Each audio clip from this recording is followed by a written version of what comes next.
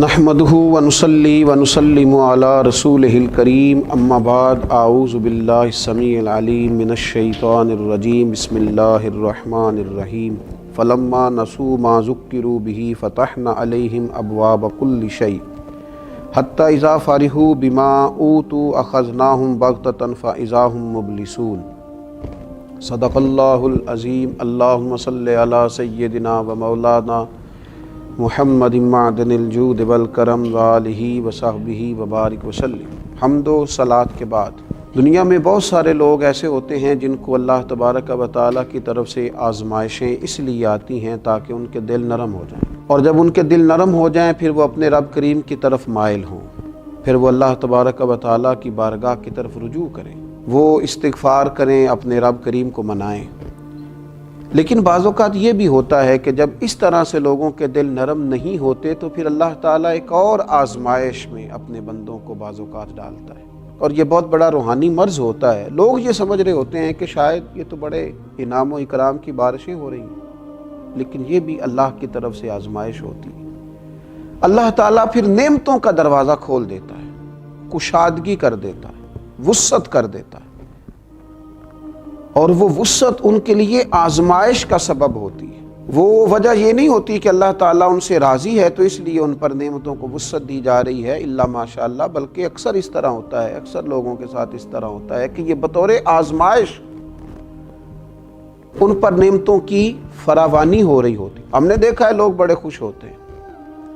وہ کہتے ہیں جناب بڑا فضل ہے اللہ کا، بڑا مال ہے، بڑی دولت ہے، بڑی شہرت ہے۔ ایک لمحے کے لیے رک کر سوچے، اگر تو نافرمان ہے، تیری عملی زندگی خطرناک ہے، تیرے روزمرہ کے معاملات درست نہیں ہیں، تیری تنہائی ناپاک ہے، تو جو خیر کے کام کرتا ہے اس میں تیری نیت اخلاص والی نہیں ہے، اور باوجود اس کے تیرے اوپر انعام کی بارش ہے، تو پھر یہ اللہ کی طرف سے بہت بڑی آزمائش ہے۔ پھر سوچنے کا مقام ہے کہ تو نافرمان ہے اور باوجود اس کے تیرے اوپر اس قدر وسعت کر دی گئی ہے۔ دیکھیے قرآن مجید سورہ انعام کے اندر اس انداز کو بیان کرتا ہے۔ اللہ کریم نے فرمایا فَلَمَّا نَسُوا مَا ذُكِّرُوا بِهِ فَتَحْنَا عَلَيْهِمْ أَبْوَابَ كُلِّ شَيْءٍ، جب وہ اس نصیحت کو بھول گئے جو ان پر کی گئی تھی تو پھر ہم نے ان پر ہر چیز کے دروازے کھول دیے انعام و اکرام کے دروازے ان لوگوں پر۔ حتی اذا فرحوا بما اوتوا اخذناہم بغتۃ فاذا ہم مبلسون، اور جب وہ ان چیزوں پر خوش ہونے لگے جو انہیں دی گئی تھی تو پھر اچانک ہم نے انہیں پکڑ لیا اور وہ نا امید ہو کر رہ گئے۔ یہ تو اللہ کی طرف سے آزمائش تھی کہ جب تم اسے بھول گئے تو پھر اس نے ہر چیز کا دروازہ تمہارے اوپر کھول دیا۔ تم نے اپنی اس روحانی مرض کو دیکھا ہی نہیں کہ تمہاری نافرمانیوں کے باوجود جب تم پر انعام و اکرام ہے، مال و دولت ہے، شہرت ہے، نام ہے، تو پھر تمہیں چاہیے تھا نا کہ تم اپنے رب کی بارگاہ میں کثرت استغفار کرتے۔ وہ ایک شاعر نے تڑپ کے کہا تھا، اس نے کہا تھا میری اجرت میری محنت سے زیادہ کیوں ہے، میرے محسن مجھے تیرے احسان سے ڈر لگتا ہے۔ اتنی تو محنت نہیں ہے جتنی اجرت ہے۔ اس روحانی مسئلے کو سمجھا جائے، یہ گہری بات ہے، اس پر غور کیا جائے، کہیں ایسا نہ ہو کہ وہ مقام آ جائے جہاں خدا معاف فرمائے وقت پکڑ کا ہو، اچانک پکڑ کا وقت آ جائے۔ یہ دیکھیے مسند احمد میں حضرت عقبہ بن عامر رضی اللہ تعالیٰ عنہ کی روایت مروی ہے،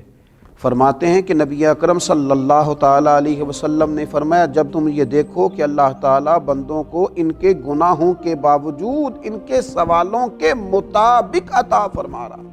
جو وہ مانگتے ہیں انہیں ملتا جا رہا، اگرچہ وہ نافرمان ہیں، ان کی زندگی کی جو کتاب ہے وہ رب کریم کی فرما برداری سے پر نہیں ہے نافرمان، لیکن انہیں ملتا جا رہا ہے، ملتا جا رہا ہے، اور سوالوں کے مطابق ملتا جا رہا ہے، جو مانگتے ہیں دیا جا رہا ہے۔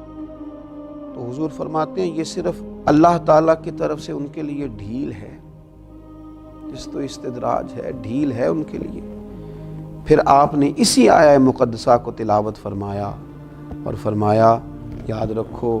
جب اللہ تعالیٰ نافرمانی کے باوجود کسی پر ہر چیز کے دروازے کھول دے تو کہیں ایسا نہ ہو پھر اس کی پکڑ بھی سخت آئے۔ اپنے معاملات کو ٹٹولیں، اپنی چیزوں پر غور کریں۔ دیکھیے انسان پر اصل انعام تو اللہ تعالیٰ کا یہ ہے کہ اسے سجدے کی توفیق ملے۔ اصل انعام تو یہ ہے کہ اس کے دل میں نفرت پیدا ہو جائے لقمہ حرام کے لیے۔ اصل انعام تو اللہ تبارک و تعالیٰ کا یہ ہے کہ اس کے قدم اللہ کی فرما برداری کے لیے ہی اٹھے، نافرمانی کے لیے نہ اٹھے۔ اصل تو انعام رب کریم کا بندے پر یہ ہے کہ انسان کی زبان سچ بولے، اس کی آنکھیں شرم و حیا والی ہوں، اسے روحانی مرض سے شفا تو اس طرح میسر آئے گی کہ اس کا دل حق کو قبول کرنے والا ہو، اس کے ذہن اور دماغ پر کسی قسم کے کسی تکبر عجب کا پردہ نہ پڑا ہوا ہو۔ اصل تو اللہ کا انعام یہ ہے، اصل تو اللہ کا انعام یہ ہے، اصل تو اللہ کا انعام یہ ہے کہ دل دروازہ رسول کا گدا ہو، رسول رحمت صلی اللہ علیہ وسلم کی محبتوں، حضور علیہ السلام کی غلامیوں کا شیدا ہو، نبی پاک علیہ السلام کی طرف اس کا قلبی میلان بڑھتا ہو،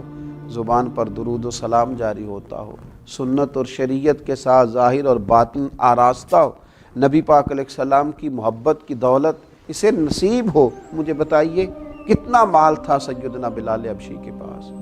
کتنی دولت تھی حضرت سلمان فارسی کے پاس،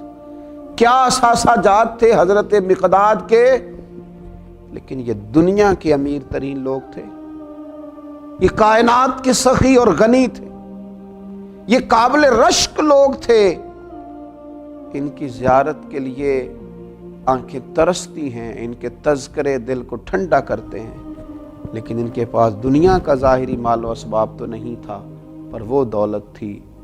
کہ جو دولت نہ پیسوں سے ملتی ہے نہ طاقتوں سے ملتی ہے، نہ وہ انسان کے معروف اور مشہور ہونے کی وجہ سے اس کے ہاتھ آتی ہے۔ تو یاد رکھیں اگر یہ پتہ صرف بندے کو خود ہوگا، یہ ایسی روحانی بیماری ہے جس کی صرف متعلقہ شخص کو خبر ہوگی، جس کے ساتھ یہ بیماری لگی ہوگی صرف وہی جانتا ہوگا، من نانم کے من دانب، کہ اگر اللہ کی نافرمانی کے باوجود اللہ کے انعامات کی کثرت ہے تو پھر یہ اللہ کی طرف رجوع کرے، پھر یہ غور کرے کہ کہیں ایسا تو نہیں ہے کہ اللہ تبارک و تعالیٰ کی بہت بڑی آزمائش